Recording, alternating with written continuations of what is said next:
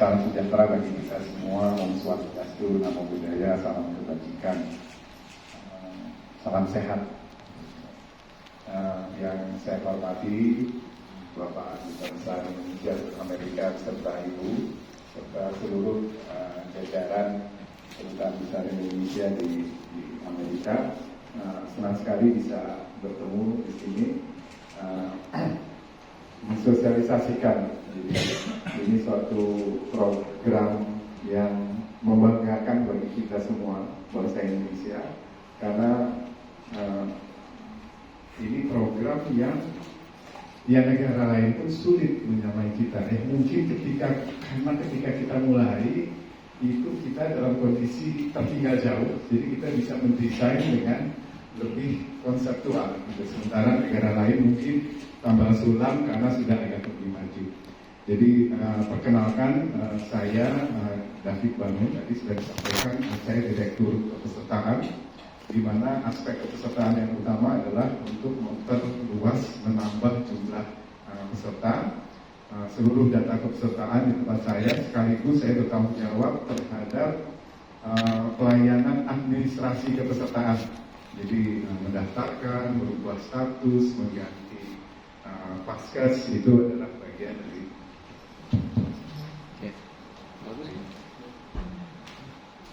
Kesehatan Nasional, dan BPJS itu adalah ditugaskan menyelenggarakan JKN, sehingga sebenarnya disebutnya peserta JKN harusnya, tetapi sudah biasa peserta BPJS, padahal BPJS adalah institusinya.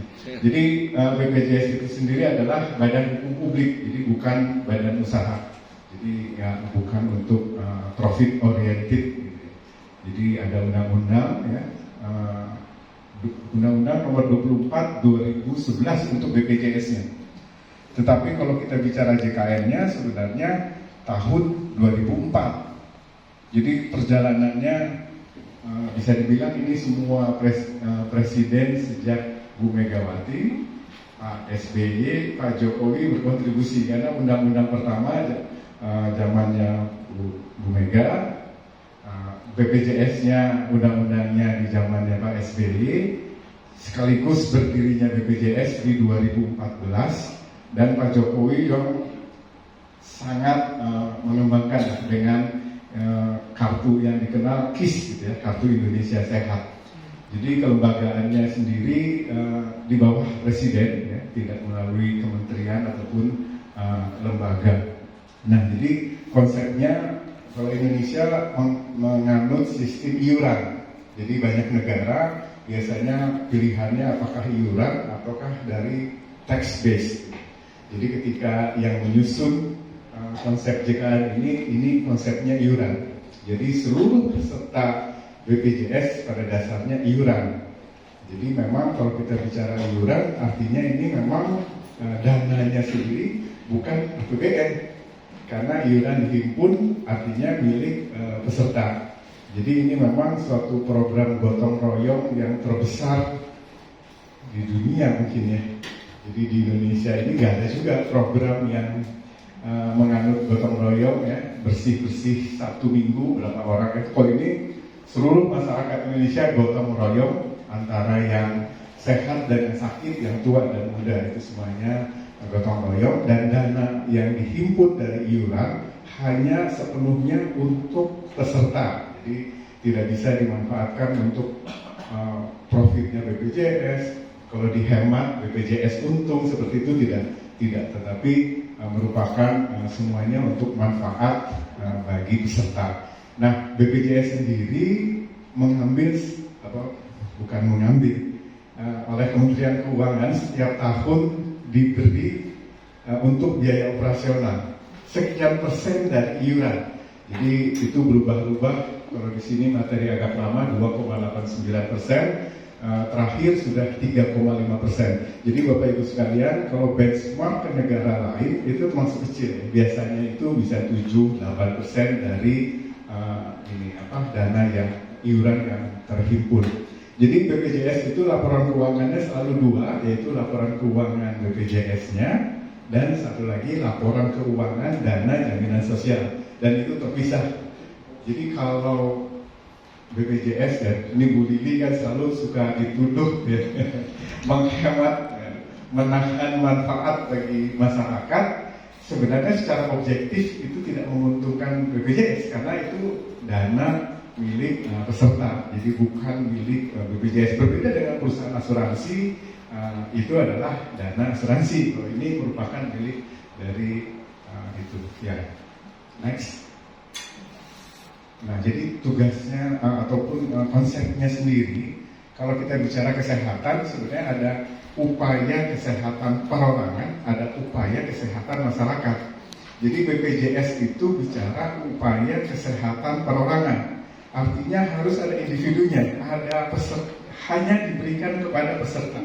Ya, walaupun itu mencakup preventif, ya, promotif, kuratif, tetapi itu ditujukan untuk peserta. Jadi upaya kesehatan perorangan. Sementara kalau kita bicara upaya kesehatan masyarakat, itu Kementerian Kesehatan. Jadi kadang-kadang masyarakat agak sulit membedakan itu gitu ya.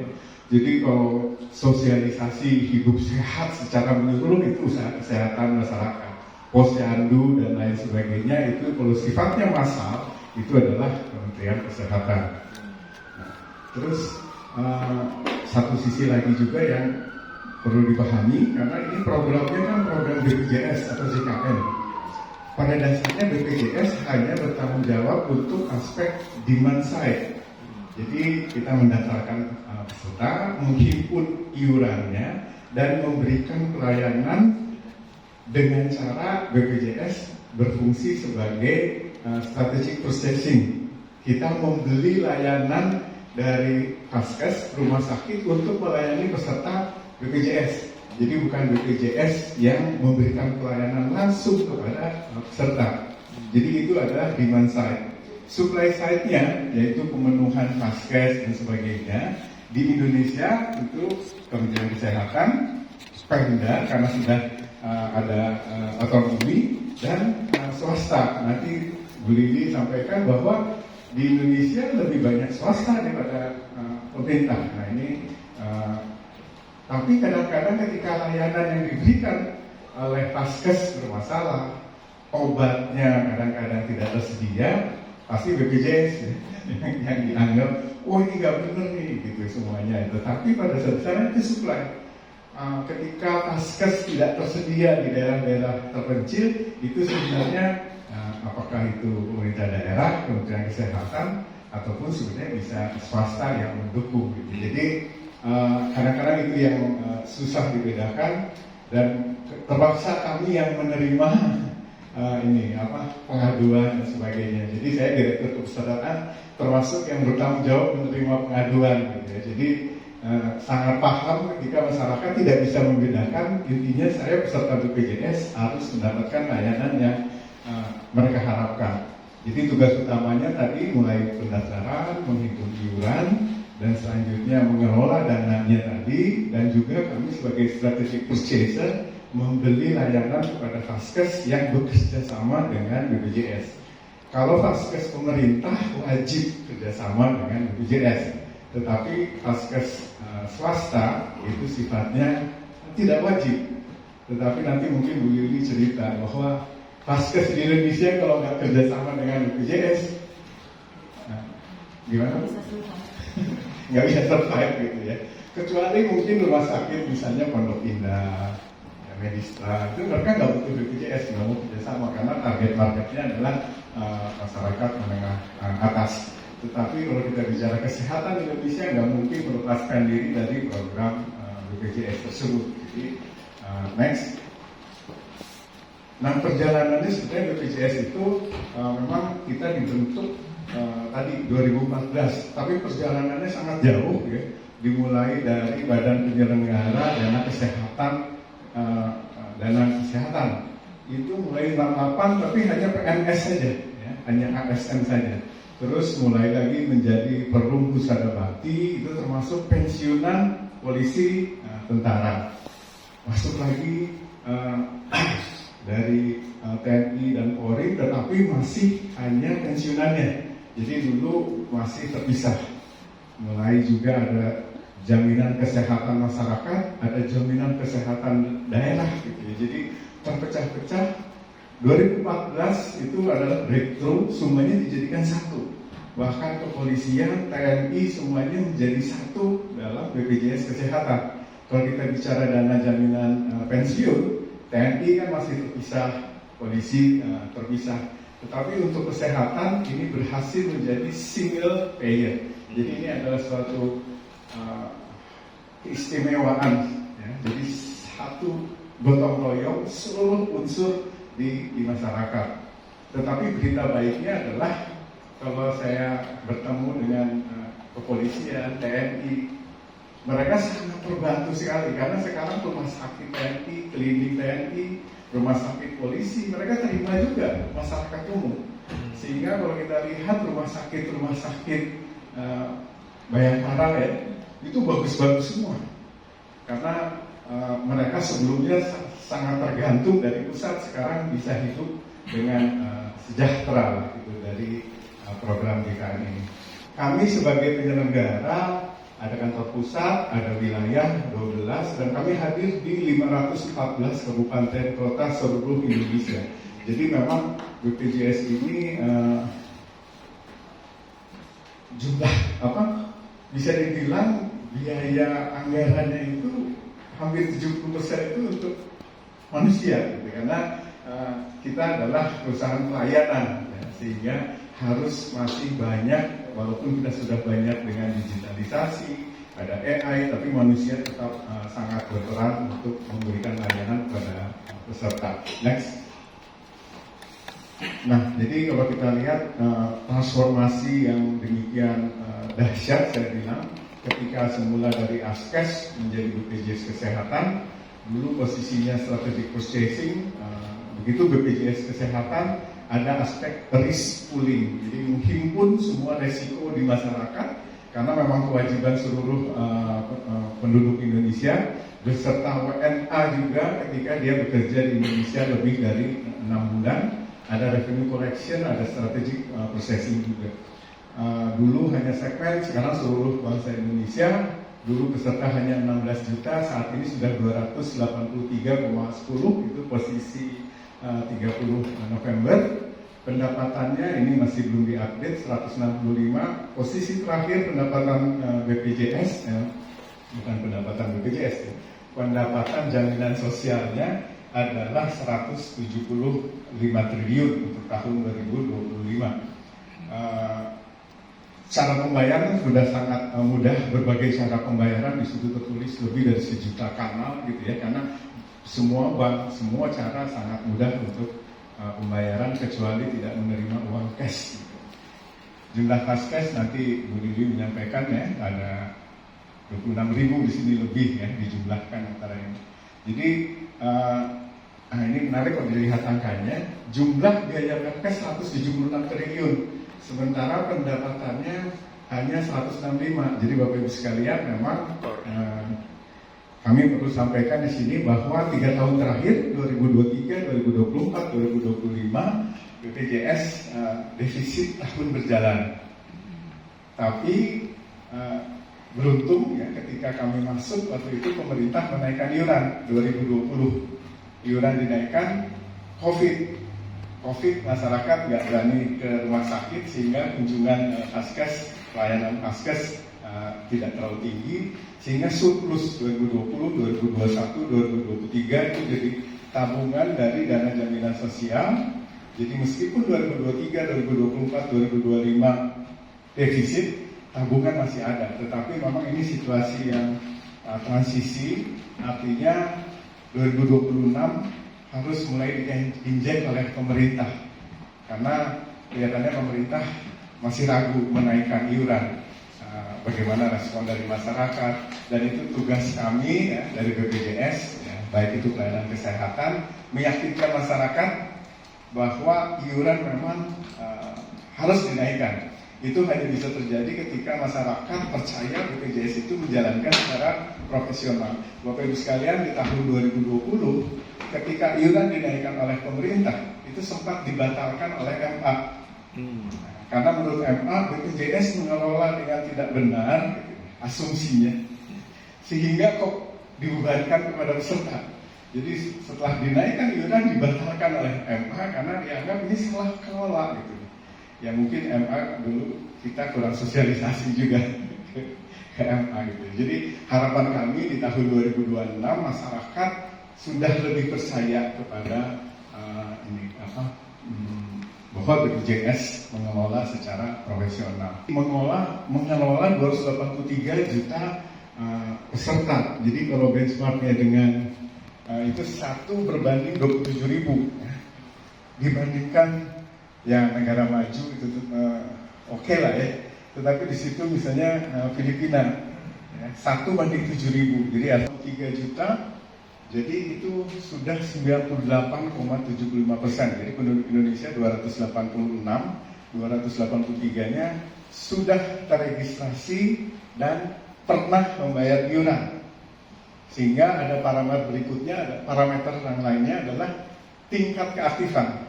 Jadi dari 283, tingkat keaktifannya 82%, 232 juta. Ada masyarakat yang di PHK, sehingga dia tidak dibayarkan iurannya oleh pemberi kerja. Ada masyarakat yang dinonaktifkan oleh Kementerian Sosial, dianggap sudah tidak miskin lagi.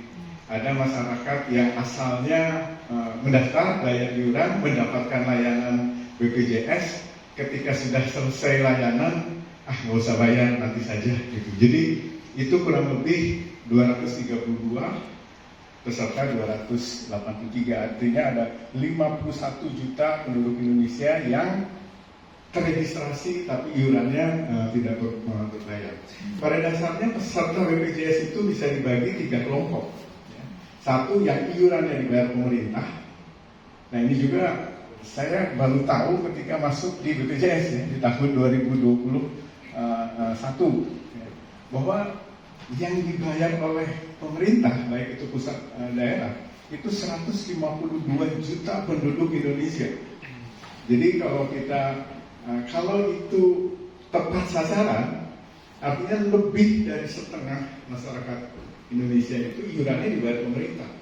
Mungkin Bapak Ibu, 152 juta. Jadi kalau bicara kesehatan di Indonesia, khususnya oleh orang yang tidak mampu, harusnya tidak ada isi sama sekali. Karena 152 juta itu sudah dijamin oleh pemerintah. Artinya kalau dulu orang miskin, orang tidak mampu, sakit, udah silakan. Bahkan yang belum miskin pun bisa jatuh miskin gara-gara sakit. Ketika program JKN ini muncul, maka udah jadi nggak ada isu. Nah, yang menarik Bapak Ibu sekalian, ada Impres tahun 2023 di mana Presiden mensyaratkan semua layanan publik itu mempersyaratkan kepesertaan aktif JKN. Dimulai yang pertama adalah jika beli tanah, jadi ATR BPN. Nah, tetapi masyarakat Indonesia saat itu masih heboh jadinya. Kok diwajibkan? Kami sedang kesulitan keuangan, sulit ekonomi, diwajibkan. Yang mereka mungkin nggak paham bahwa 152 juta itu sudah ditanggung pemerintah. Jadi mereka membela siapa? Gitu. Artinya masyarakat miskin sepotongnya 12 juta kali 5%, 600.000. Dan itu bisa untuk 5 ya, suami istri dan 3 anak maksimum. Artinya 600 dibagi 5 ya 120.000. Jadi kelas 1 untuk pekerja yang keluarganya 5 itu lebih murah dibandingkan kalau yang masyarakat bayar sendiri.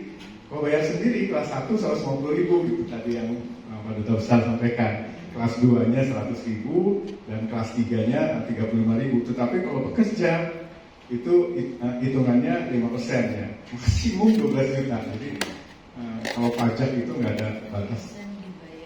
Oh iya, jadi 5% itu 4% dibayar oleh perusahaan, 1% oleh pekerja. Tapi pada dasarnya dipotong gaji langsung gitu. Jadi pekerja itu tidak pernah menerima yang 1%, langsung dipotong oleh perusahaan. Jadi kelompoknya tadi ya yang menerima bantuan dibayar oleh pemerintah 152 juta, dan yang berikutnya adalah para pekerja ya, ASN dan badan usaha. Kelompok 3 yang bayar sendiri, yang mandiri. itu hanya 6% dari jumlah penduduk Indonesia. Jadi hanya 17 juta, 6% yang membayar sendiri, tapi nanti boleh cerita. Tapi menyedot 20% lebih dari biaya manfaat. Karena apa, Bapak Ibu sekalian? Yang bayar sendiri itu hanya kalau sakit berat, ataupun ketika sakit yang berbiaya mahal, baru mereka bayar iuran. Ketika mereka tidak sakit, tidak mau bayar iuran. Jadi efek seleksi itu sangat terjadi. Jadi daftar nanti nggak bayar lagi persen. Ya memang lebih kecil. Indonesia 18%, 8%. Tapi kalau bicara ekonomi, mereka GDP 30 triliun US dollar dengan kita yang 1 triliun. Ya 1,6 triliun US dollar. Cukup memalukan bagi Amerika gitu. Nah, ini memang tantangan bagaimana yang 18% ini siapa yang bayar. Jadi ini yang masih jadi tantangan. Next. Nanti ini Bu Lydia aja mengenai beban biaya kesehatan dan termasuk berapa banyak kunjungan ke Paskes. Next. Nah ini juga nanti kantor BPJS, ada juga kita mobil yang keliling. Kita juga ada di Paskes, ya, timnya Bu Lili ada di Paskes di rumah sakit. Pemerintah daerah banyak bikin mall pelayanan publik. Jadi satu pintu gitu, BPJS juga hadir di situ. Termasuk kita melakukan sosialisasi.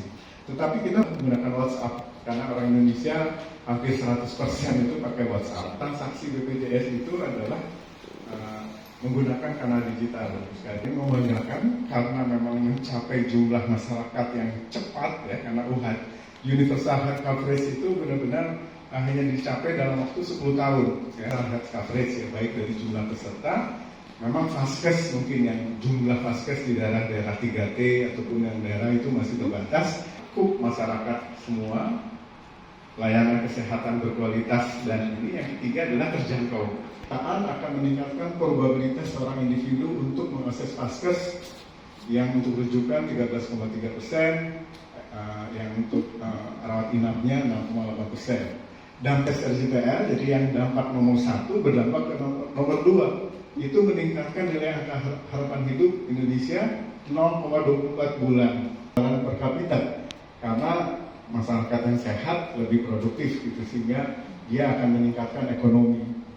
Namun probabilitas individu untuk menjadi miskin, hanya itu akan meningkatkan probabilitas individu untuk memiliki pengeluaran yang dari saku sendiri. Jadi rumah sakit, klinik makin banyak bertumbuh, berarti kepada ekonomi meningkatkan. Jadi bukan hanya untuk kesehatan, tetapi terbukti kontribusinya kepada masyarakat Indonesia.